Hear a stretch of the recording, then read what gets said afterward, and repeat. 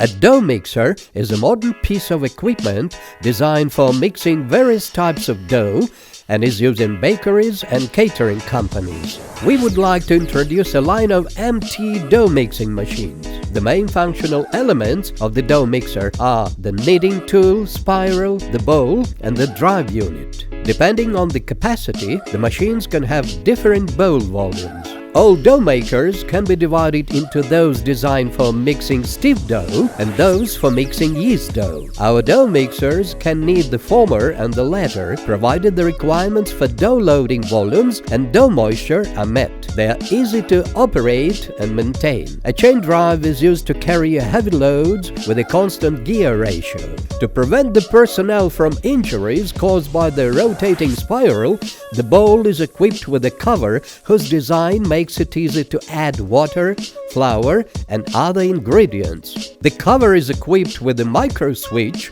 which is activated when the cover is opened and the machine stops. MT30 and MT60 dough mixers are equipped with a lifting head with a kneading tool. Nowadays, confectionery is becoming an increasingly important part of small and medium-sized businesses. The production of baked products, pastries and cakes of varying degrees of complexity open up space for creativity and self-expression.